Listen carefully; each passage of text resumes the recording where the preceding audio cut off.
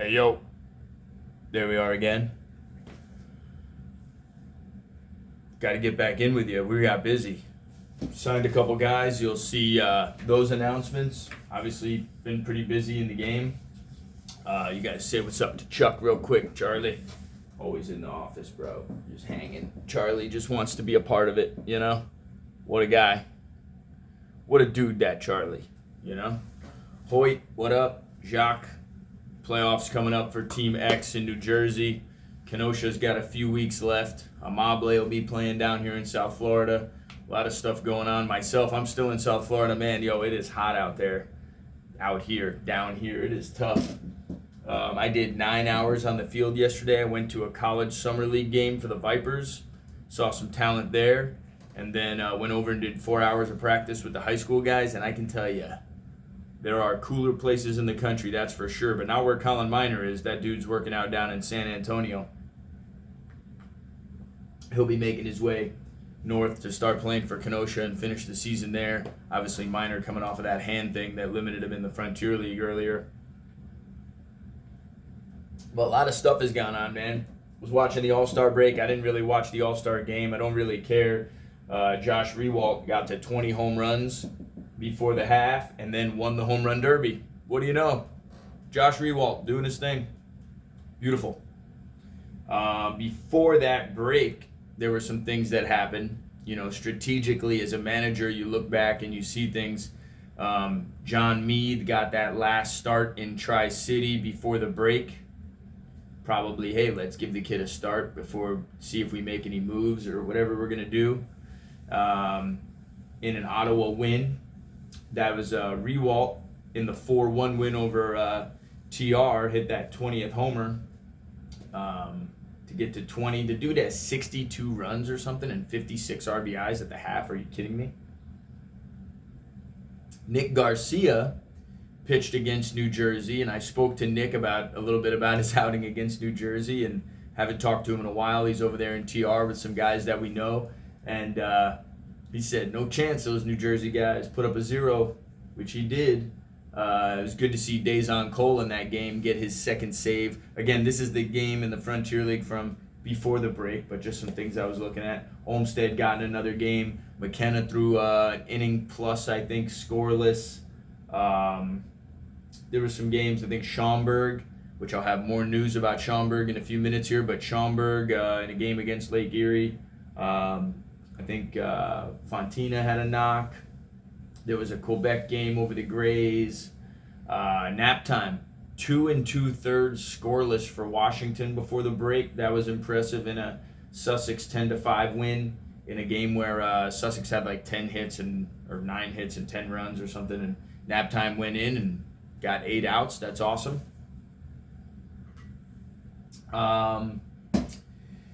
Evansville dominated Windy City in that series in the Frontier League before that. And then at that Atlantic League half, some interesting stuff came along. You saw Reitz and Mora make their starts accordingly.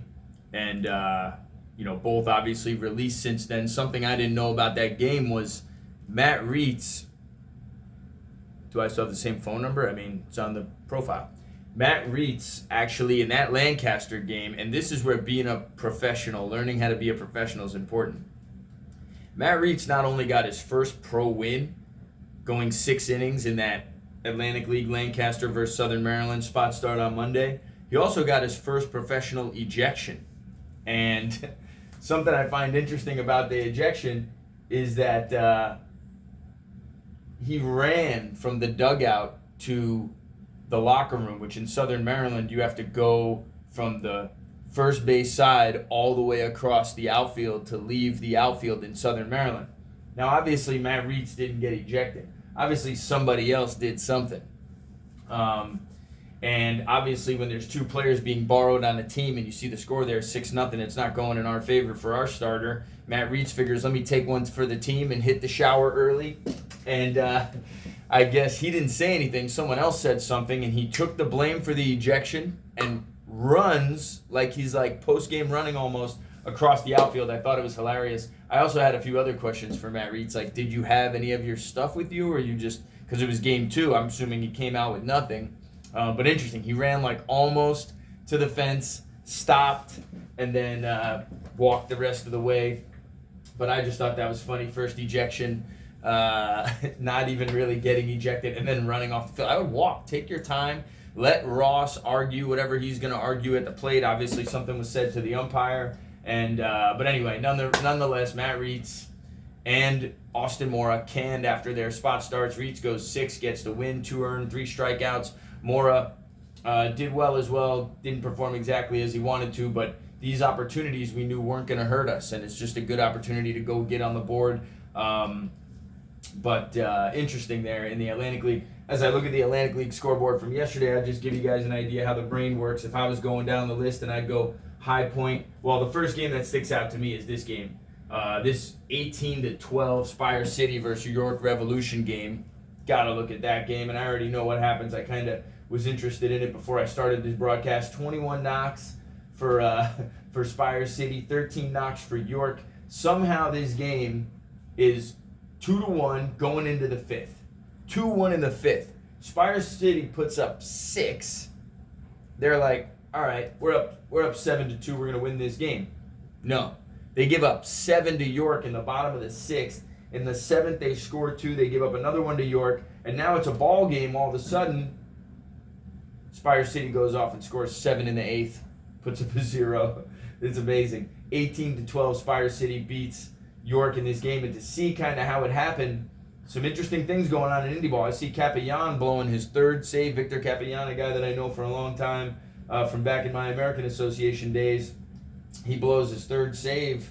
You see guys starting to kind of get hit a little bit as the summer gets hotter, and then that game continues. He only gets 2 outs. Correa only gets 2 outs. Gross only gets 2 outs, and the last guy gets an inning. But in the middle of that game, it's Witkowski, 4 1/3. I'm pretty sure Witkowski's the guy that we know, yeah. 2 Ks, 4 1/3. Maduro comes in to get through the 5th inning to get the last outs. Maduro doesn't get an out, unfortunately. So a lot of scoreless ones for Maduro, but with the pressure on, York puts it to him.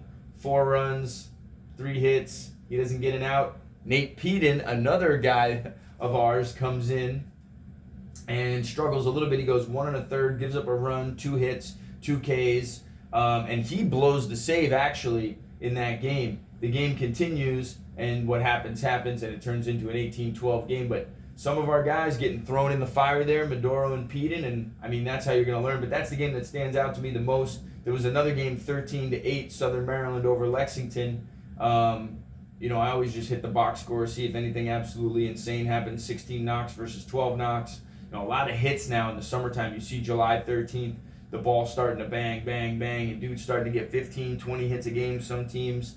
And then on the flip side, there's also some close games. I mean, you got that 2-1 Charleston Dirty Birds Gastonia game. You got 9-6 Lancaster over Long Island. I check out the Staten Island High Point 5-1 game, and I know Bombalis probably already posted this, but our boy Beardsley, another 6 innings, 5 hits, 1 run, gets his 2nd win. He's 2-0 in the Atlantic League now, 4 strikeouts, ERA down to 3.31. Walked 5 guys in the 6 innings, but like I talked about with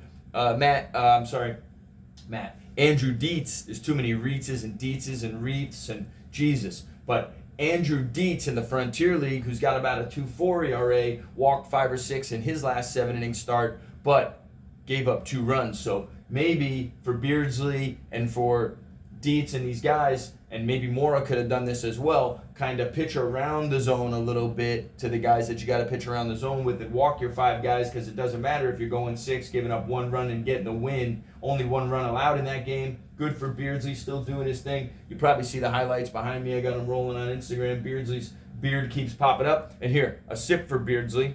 He's actually a stash guy. It's not a beard. I had the cup before I had Beardsley. I'll tell you that. I had the stash before Beardsley did too. But not like that. Beardsley's got some ridiculous stash going on, man. It's awesome. So Beardsley was a guy that I just posted on Instagram. If you saw that reel, it was literally the guy had made 5 pitches in a Yinzer start and had gotten hot and everything, and I got the call from Homer Bush, and I had to be like, timeout, hold this game up. Good thing I was behind home plate. Otherwise, it would have been a phone call. I would have been watching on YouTube. And honestly, it's just the way things work out. I did have some kids games to coach when I was working and other things to do while the Yinzer was going on sometimes, and I'd listen on my phone or I'd check in with the guys, be in the group text, see the box score. But just so happened a manager call while I'm there, and I'm able to break the action, save us a starter, and look what it does for Beardsley. So for guys that don't know exactly what I do or want more information on what I do, they don't understand the difference between how I operate and anybody else. I mean, that's how I operate. I'm all over this. This is what I do for a 24/7 living. If you can see the rest of this place, I mean, this is just notes and work and notes and work and notes and work. I mean, there's a table that's not even a table. This is a big, gigantic legal pad that I have on a, even Charlie, man, he don't stop. He keeps going. And so, that's what it is that we do for guys, trying to get them opportunities. And a lot of times it's given a list. And in that situation, it just so happened like, dude, I have a guy in the mound right now that could shut it down for you and be pretty serviceable. And we're lucky that it worked out. And, Beardsley's sitting next to me up there at by where we were broadcasting the game. He understood. He was more than understanding. And Reitz has been understanding. Mora's been understanding. And that's how we get guys over. That's how we get guys signed. Anyway, quick look at this. You know how your first half shaped out. Man, High Point 43-34. That's 43-24 actually. That's insane. We're gonna slide it to the Frontier League, but you'll see who's coming up in these games. You got a bunch of teams in some different places. Obviously, they're off through the All-Star game. East slugs their way to an All-Star game win. I mean, the box score and what's going on here is probably more like a home run derby. Not too many people actually trying in this thing, but I'll tell you, man, it's easy to slug in that Windy City. You can definitely do some damage in Windy City. We'll take a look at that box score, and then we'll move to the other one. But they got your recap, 10-4. No, they don't actually have any box score for some reason. But a bunch of stuff blocking the site that you can't really see. Annoying. Technology. Some Pioneer League connections I've been making, man. Not sure if you guys have been seeing what Brandon Crosby's doing, but 50% extra base hits, hitting 324 with 4 bombs, and I don't even know if all his numbers are added up total because of how he has been on 3 teams. But if you add up all that guy's numbers, man, that guy could flat out hit. I hope to get him out of a basement team later in the year, or maybe finish the year in the Pioneer and go to the Atlantic League. Finish somewhere where his swing is able to get seen in another league type of thing. That would be pretty cool. But Monday, I know we're a few days later, but I was looking over some things. I mean, there have been some moves made. I don't know if you noticed that Quinn Waterhouse, who's a kid that I was pretty high on, a left-handed reliever that I was trying to get for Winnipeg or maybe somebody else, after his college season got offered to go to Ogden, and he went there and has now been traded to the other first-place team, Missoula, which I think is really interesting. Missoula playing tonight at Great Falls. But you're starting to see that Pioneer League transactions list, man, and it's just like so many moves, dude. It's move. So there's a lot of things just happening in that Pioneer League. You got Billings at Boise. I tell you, man, Boise, much improved team, and a team playing a whole lot better. I don't know if you guys have also seen in the transactions list in that league. It's actually under, they have their transactions list under players on their website, so if you guys can't find it, but I don't know if you guys have seen Grand Junction grab that Coco Figueredo and put him on the ineligible list. That was on the 11th. That was a couple of days ago. Interesting situation for that guy. He's got 17 doubles and 9 homers. Kid can swing it and having trouble finding a place right there. But, the last thing I'd look at schedule-wise, scoreboard-wise, would be the American Association, where I didn't look at Lynch and McDade last night because I wanted to be surprised. Been hoping that those guys can help some of those guys over in Cleburne win a couple of games. We've got them on that trip over the border in Winnipeg, so my manager that I work for, Greg Taggart with the Winnipeg Gold Eyes, you see my growl fit up there on the wall. Greg gets to take a look at a guy, Jarrell McDade, that I've talked about in a positive way for a long time. Looks like Gary, South Shore, and Kane County rained out. Chicago Dogs and Milkmen also rained out. A little rain in that area. I think our guys might have got rained out up in Kenosha in that area. You see Lake Country beat Sioux City 7-6. Tyler Hill played a couple of days ago, I'm pretty sure, and got a knock. Maybe got on base a couple of times.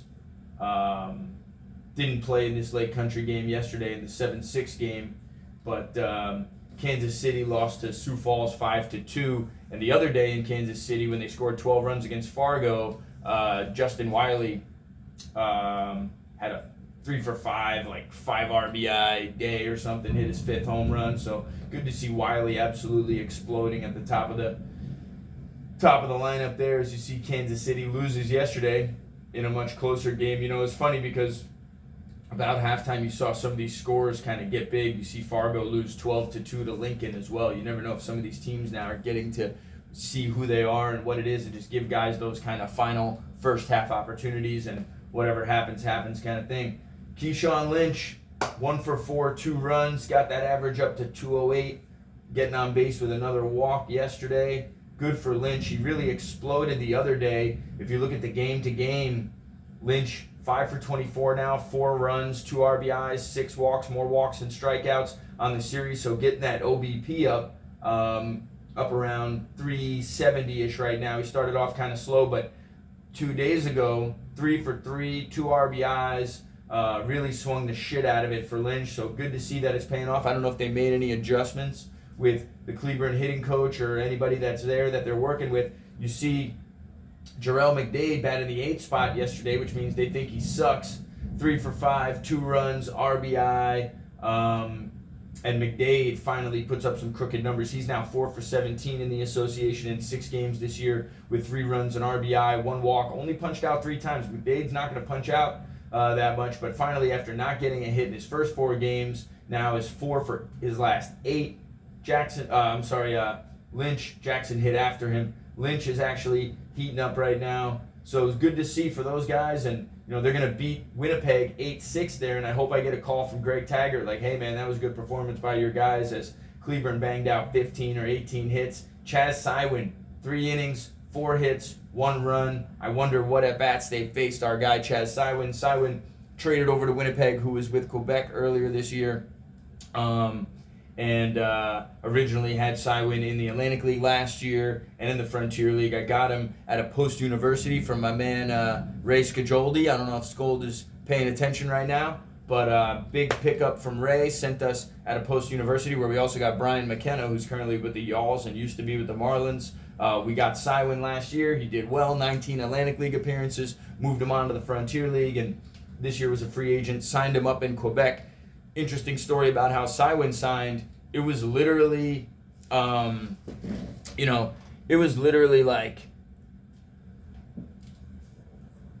starting him in Benton city by city on the way up the coast from the Atlantic League to Washington to Quebec, and getting offers for these guys. And honestly, some of the players held out. Sywin held out. He said, well, I got an offer from Washington, but I could go to Quebec and make this start or just pitch a few innings and see what it's all about. Scalabrini won the 2022 championship. Scalabrini also was responsible for my only player signed to affiliated ball in 2021. That was Nick Horvath, who was the number 1 pick of the Frontier League draft that year, supposed to play in the Yinzer League after he was released out of affiliated ball. Former 2-way center fielder, left-handed pitcher, and we got Scalabrini to get him on board there. And, how things work out, it's interesting, So Chaz goes up there. He does well for Quebec in the beginning of the season. Scally can't hang on to him. He sends him to Taggart, who was already interested in the guy. I think I told you last week that Sywin had a stretch of 10 scoreless innings or whatever it was, after kind of a rocky start. So right here to go 3 innings, allow 1 run, keep his ERA at 3.47. Good job by Sywin. I wonder if he gave up the hits, though, like I said, to Lynch and McDade. But good job by Lynch and McDade, man. That was a much-needed breakout kind of performance. Interesting fact about that game where they go and get the... and you look at the Bockley side, too, by the way. Bockley's on the other side for Winnipeg, and he started to heat up. His average has gone over 300. He went 1 for 3 yesterday as well with a double and an RBI. He's got 26 RBIs on the year. Bockley was battling some injury earlier in the year. But good to see Tommy McCarthy get a knock in that game, too. McCarthy 1 for 3, former Railcat guy that we had with us. But But in that previous game where Lynch had gone 3 for 3 and McDade had a hit, they got caught stealing 3 times. Lost a close game. So, sometimes things start working for you and, other things are not exactly clicking. But good to see those guys heating up, getting on board, man. I'm happy that I didn't check it before this broadcast so you could see my excitement about it,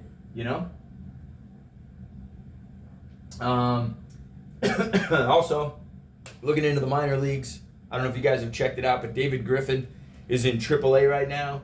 Joe Jones is in AA. He's got like 50 Ks in 40 innings or something like that. So looking for some of those guys now this second half to kind of get bumped up and maybe wind up somewhere else.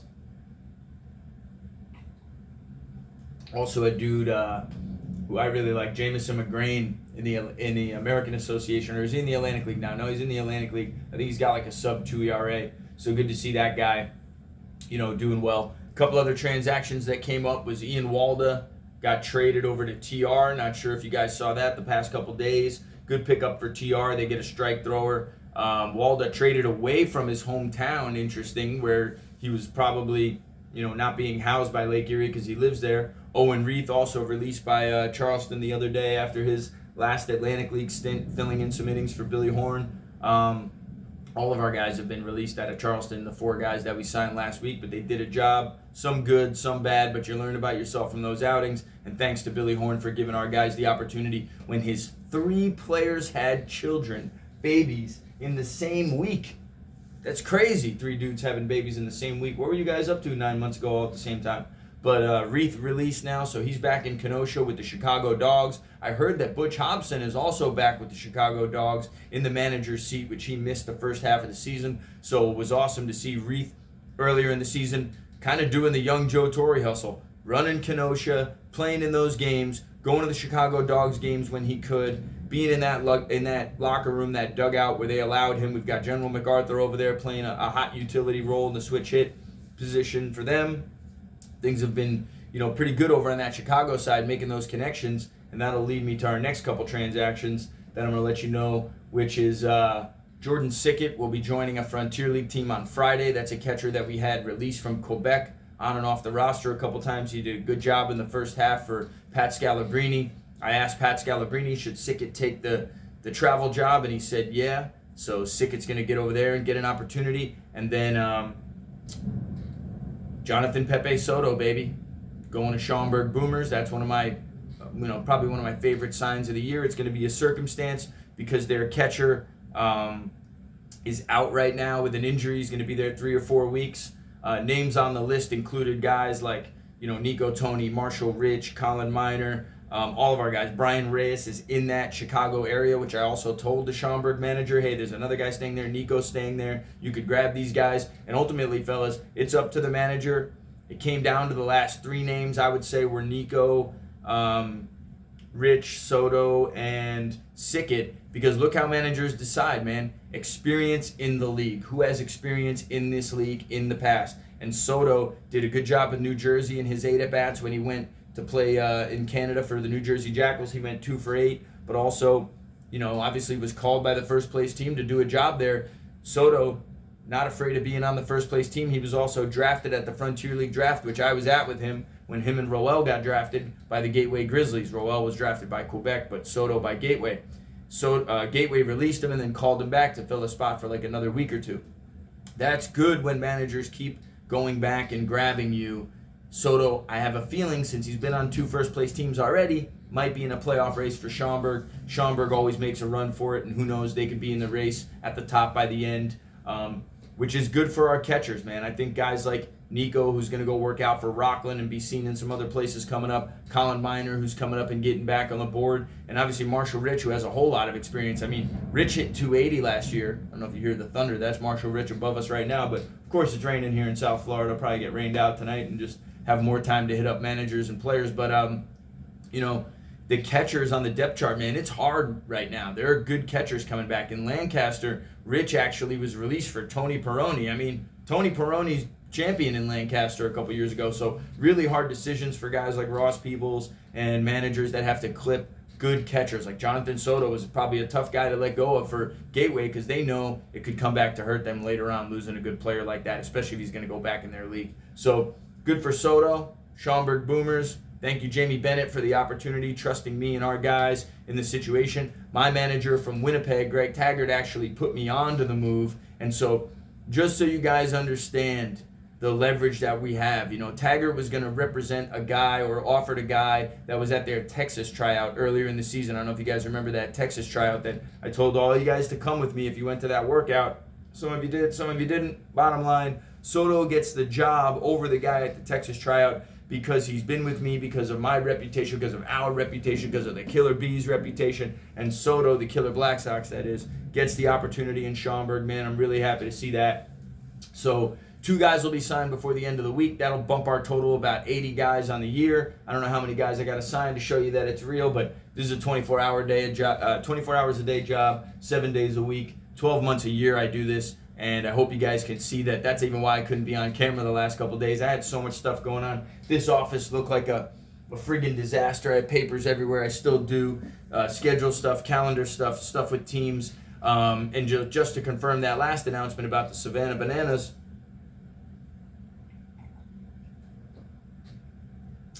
we are playing the Savannah Bananas combined with the Charleston Dirty Birds on Monday. So I'm going to go down with some guys. We're going to represent what we do.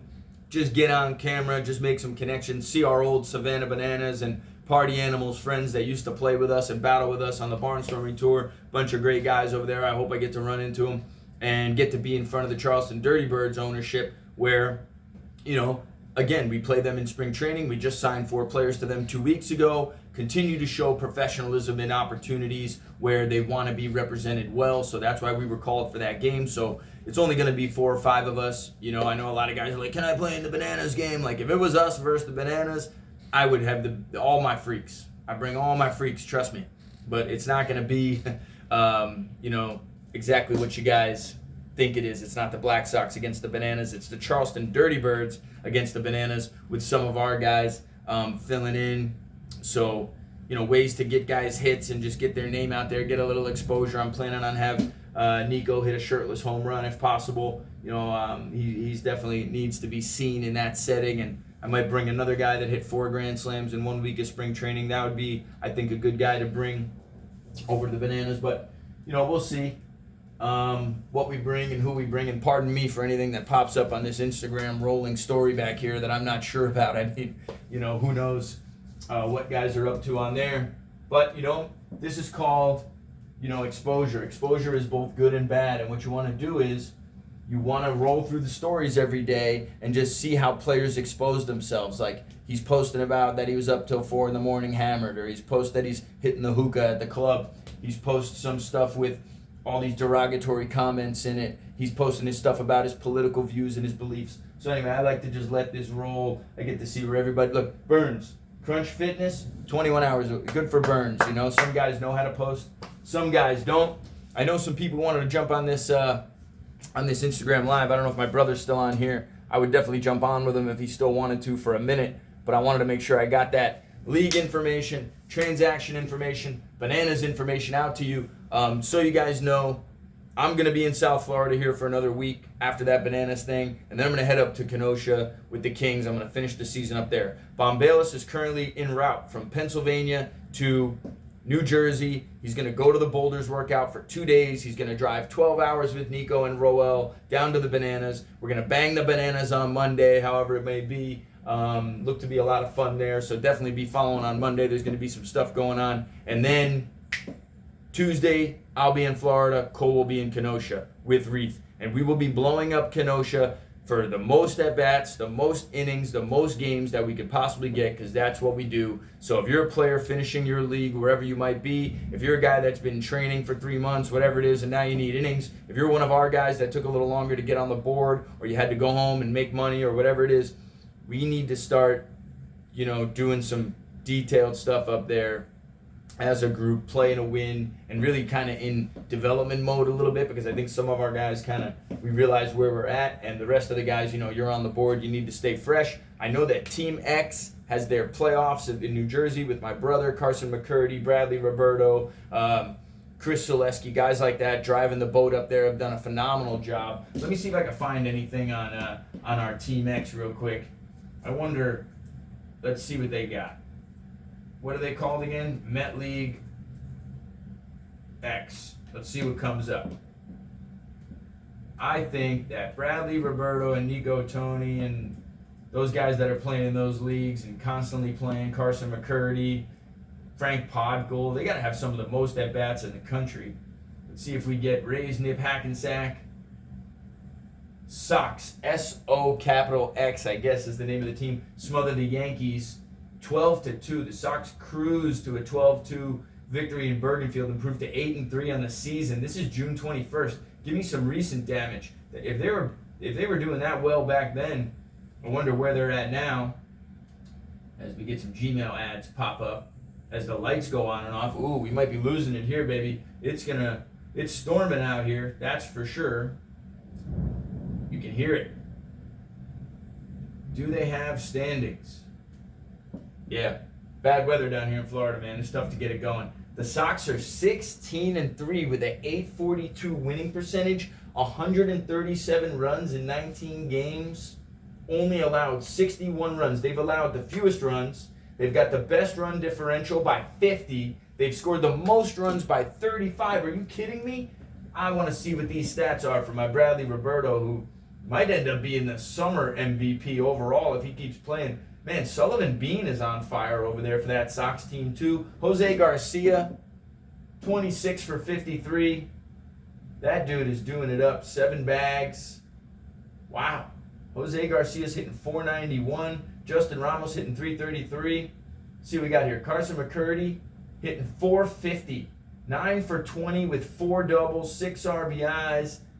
He's only punched out 1 time in 24 or 30 plate appearances. Andrew Burley, my boy, doing his thing. William Musser hitting 333, 5 for 15. 5 for 15, good for him. Bradley Roberto, 5 for 12 with 2 runs, hitting 417. So all of our guys hitting over 400. Lou Martinez is caught in 5 games. Joe Impedulia, and this is a good one, who was 2 for 3 before he left, hit a 425-foot home run yesterday in the draft league. Good for Joey Impedulia. He sent me the video. I'll be posting on Instagram later. AJ protected his batting average with only 3 at-bats. He's hitting 333 with a smart guy.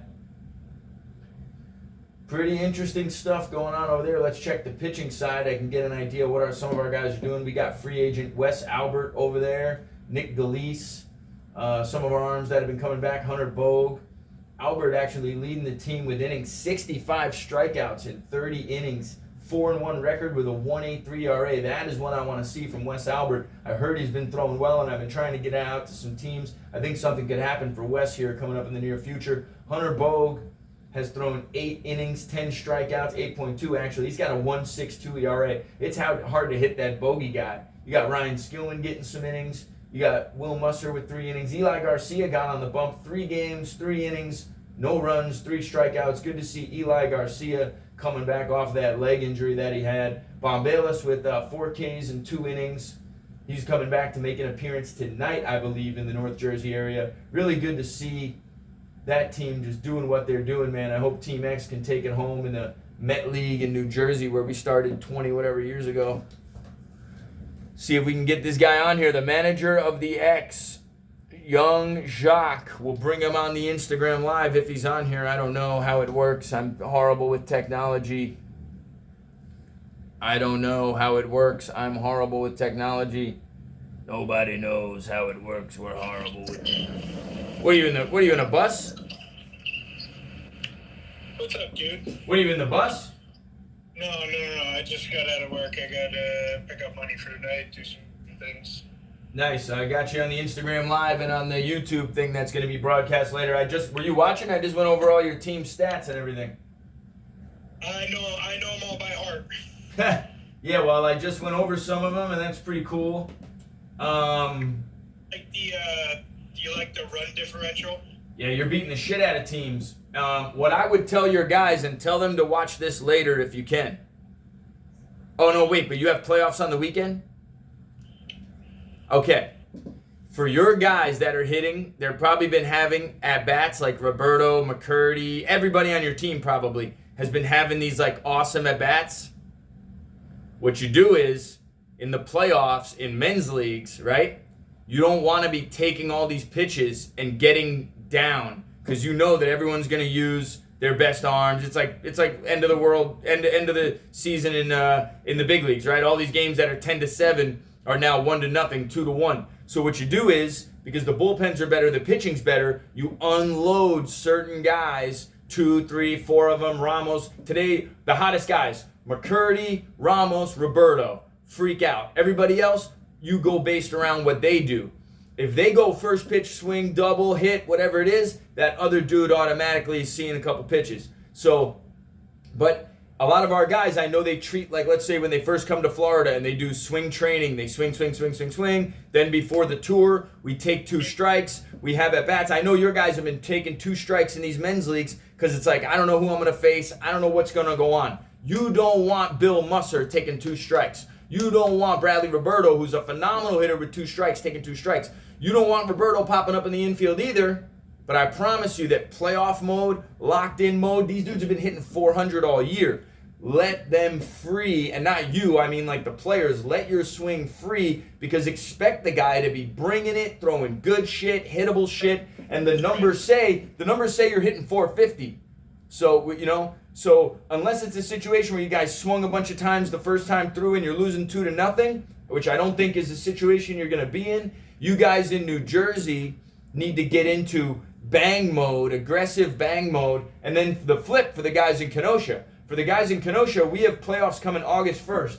So for the next 2-3 weeks, you guys should be taking 2 strikes, filling it up, milking it, getting all the pitches that you can before the playoffs, because then you'll have seen every guy's wrinkle. You'll have seen every guy's situation when you're 8 pitches deep and you foul off 3 pitches. You know what every guy is going to do because you've forced them to be in that situation. Now in the playoffs, for the Sox, and in the playoffs for Kenosha eventually in 3 weeks, then it's time to unload and bang. I remember last year, what did I do for you?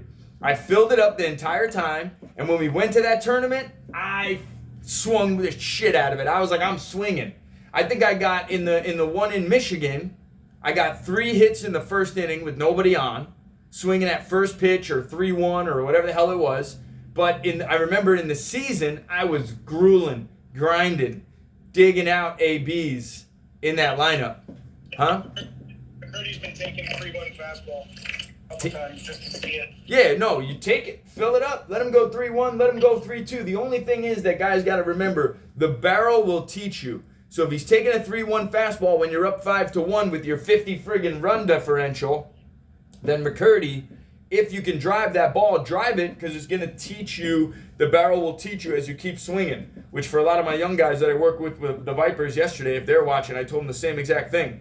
But that's where it's good to take some, but wouldn't it be better to have 11 home runs? What'd you say? Wouldn't it be better to have 11 home runs sometimes? Sometimes. So you know what I'm saying? If you can, especially for a guy like Roberto's got to have almost 100 hits this year. McCurdy missed a little bit of time with injury, but for most of the guys, if you have that many at bats, guess what? Hit the 40 doubles, hit the 60 extra base hits, hit the 20 home runs, and you're gonna do that by swinging, especially in the playoffs. That's some good pitching. Which it's going to be good, but baby, these dudes are locked in. Our guys have the most games in the country, most at-bats in the country. They're definitely the most locked in the country, and that actually went word for word in an email that I just sent out recently. Our guys are the most prepared guys, and if you guys lose, you beat yourselves. You should beat the shit out of everybody. Beat the shit out of everybody. In what's probably going to be the last year of Met League history, beat the shit out of everybody, and then into the cornfields we go. And I love all you Met League guys. You guys are great. It's been a nice, thank you for it, but, beat the shit out of them. Yeah, that's the goal. That's the goal. That's the goal. And then when we're going to go to Michigan, we're going to win there too. What dates are Michigan? 8-3 to 8-6 around that time. 8-3 to 8-6. Let's get it on the old calendar. Because we'll be there. We can come watch. Yep, let's do it. See, that's why we should have got eligible, you know? It's okay. I mean, dude, I got 30 guys eligible. I know, but are they going to go to Michigan? A good amount of them this year, and I got the other day I got 6 guys eligible in one game, and I got 22 guys in one game. But I can tell you that you'll be way bigger and stronger than we were last year in Michigan. Without me and the other kid in the middle and the whole. Are you sure you don't want Poots to start game 1? I was hitting third last year. That's horrible. But listen. When you go there, tell me exactly what it is, because we should be there for our playoffs too, and I'll drive a few hours, whatever. But the thing is there any way to add more guys to the roster that haven't played yet, or no for that? Not in the league. For Michigan. They would have to play in the league. They would have to play in the Met League now. Yeah. Would they have to get eligible in the Met League, or they would just have to have played at some time? Yeah, but you don't have enough games left because it's playoffs anyway. 1 game left.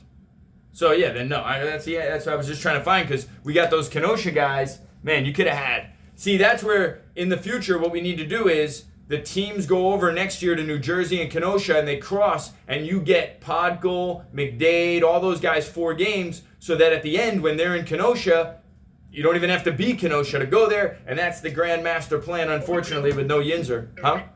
The real goal was to get 12 pitchers eligible, and I got 11, so I did a really good job. How's Eli Garcia doing? He looks pretty good. He's trying to throw back-to-back days for the first time. Last night he threw. He looked good. He's going to throw tonight, and I'm going to give him a few days off.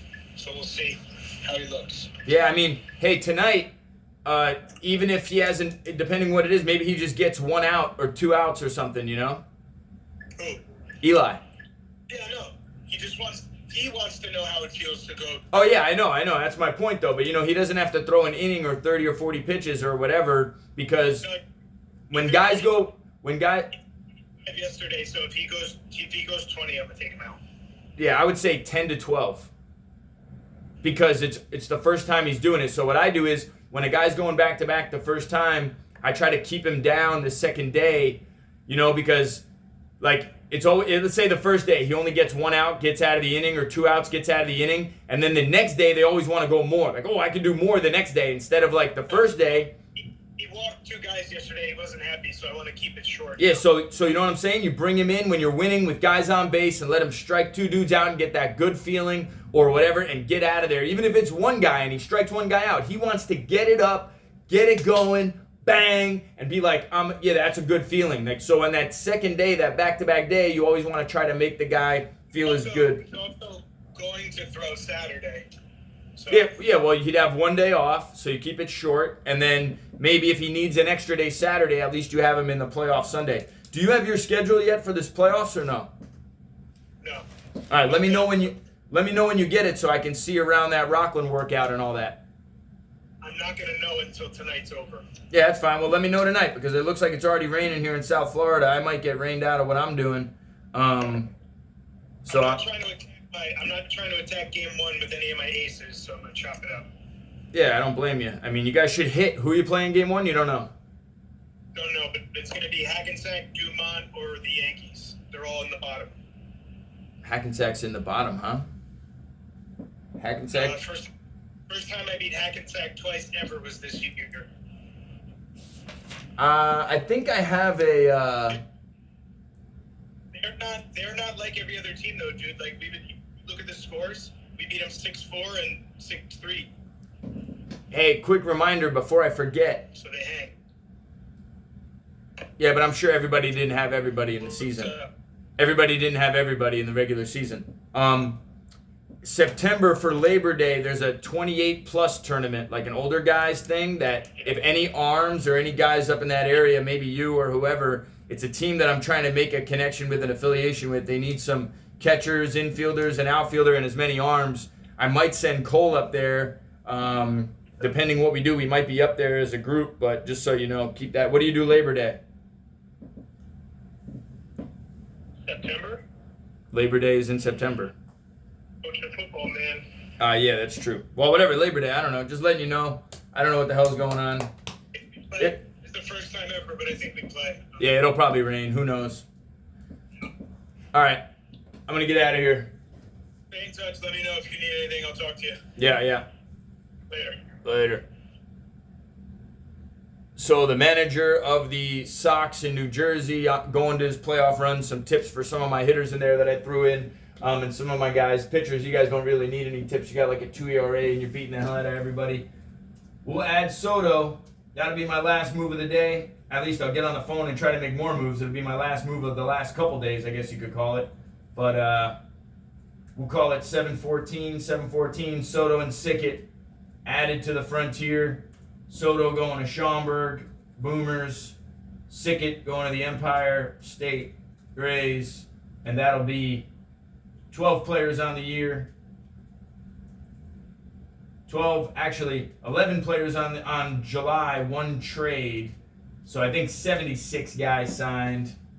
Not a bad summer. More stuff is going to happen. You got to stay active. You got to stay after it. If you guys have comments, suggestions, things you want me to cover, put them in the DMs. Send me a text if you know me. Come on here live like my brother did and ask some questions if you're a guy doesn't know what's going on. But, main notes that guys need to know is there's not enough pitching in the country. So if you're somewhere and you're halfway decent and you can meet up with myself down here in South Florida, Bombalis in Kenosha or New Jersey in the next few days, and you're better than some of what I got or what's being asked, you could sign right away.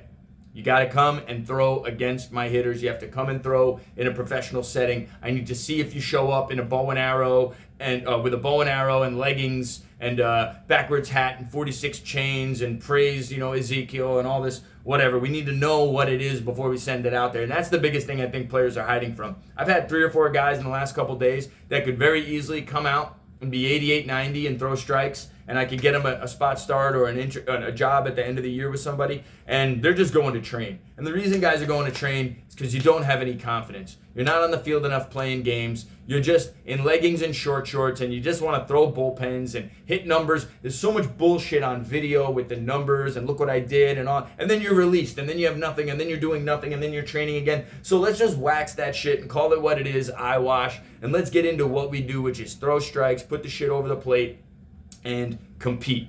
That's really what guys need to do. Let's be blunt about it the rest of the summer. So if you got an opportunity and you can meet us in Kenosha as you should, do it.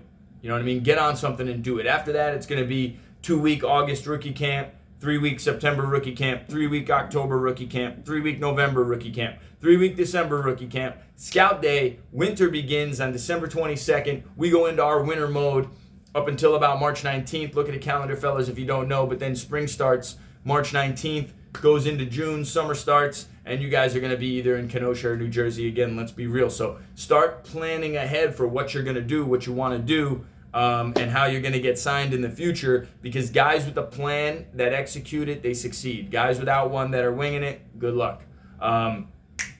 We'll end on this. Galen Rutledge also got an opportunity as soon as it's solidified and he goes to where he's going. We'll talk about that too. It's been a real pleasure having a guy like Galen around for the last 6-8 months doing his thing with us all over the road. Again, subscribe on the YouTube. Go to that Black Sox Pro Baseball YouTube, Black Sox Baseball Network, getting your information on scores, transactions, indie ball information, whatever I can give you when I can give it to you. I don't have all the time in the world. It is raining today, so maybe some more things will happen. I'll be on the horn. If you got something, hit me up. Nice chatting with you, Dave, as always.